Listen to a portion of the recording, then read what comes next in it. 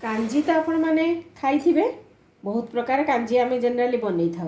आज आम गोटे नुआ प्रकार कांजी बनईमा सेला मांडिया कांजी। प्रथम तो एथि मांडिया कांजी माने मांडिया तो निहाती भाव दरकार।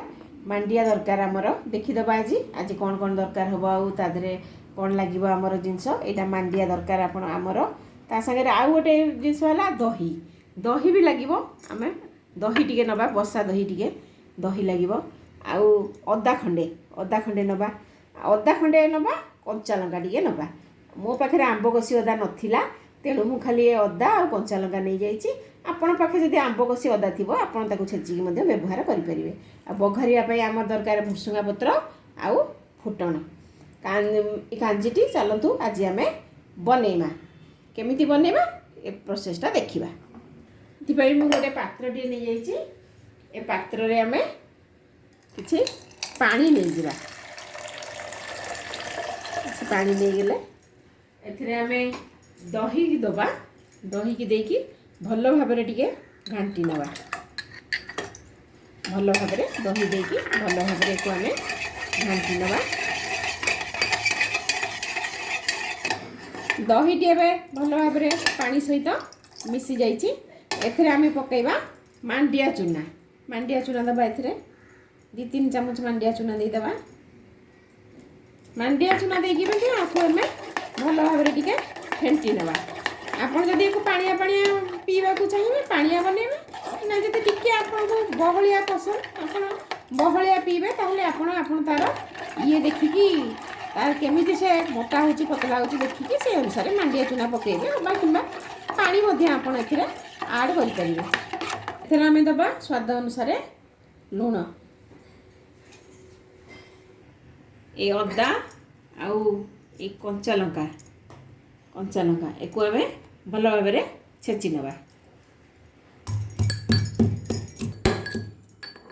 एबे ए भल रकम छेची गलानी ये देखंतु एथुरु आम ये पके नवा पकईकी पुणी थोड़े टिके भल भाव को मिसई दवा।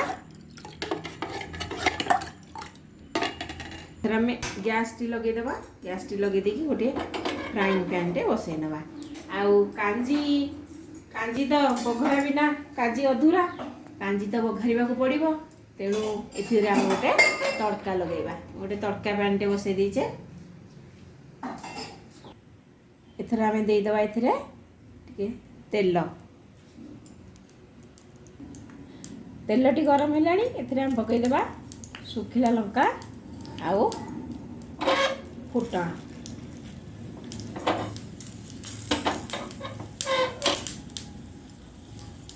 फुटणटी फुटीगला परे एथिरे आमे पकेबा भुसुंगा पत्र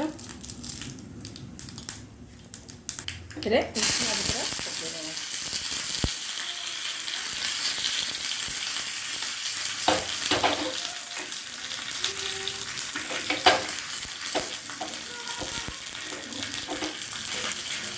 भुसुंगा पत्रटी पकईकी आमे को कांजी दिहरे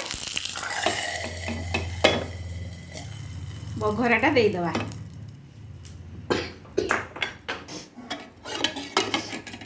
ए कांजी रे आउ टिके पकई दवा बीट लूण पकईले टिके तार बास्नाटा अलग प्रकार आसीबो। हम टिके बीट लूण टिके दे दवा। मांडिया कांजी प्रस्तुत हेला हमर मांडिया कांजी ताको आमे ग्लास को ढाल नहीं पीवा। आपन को जदि ठंडा खाइबा को इच्छा हो आपन को ठंडा पानी रे मध्य ठंडा ठंडा बनइबे आउ नहीं जदि आपन चाहिए एथिरे बरफ पकईकी आपन को पी परिबे। आउ मांडिया विषय तो आपन बहुत किसी जानिछंती। मांडिया हला फाइबर युक्त खाद्य मांडिया डायबिटीज फ्रेंडली आउ मांडिया हला कैल्शियम रे भरपूर तेणु आपन डेली जदि यही पानीयटी करिकी आपन पीबे ताहले आपनकर बहुत उपकार आसीबो। आपण काम लगे पेट मध्य एक ये ठंडा रखिबो।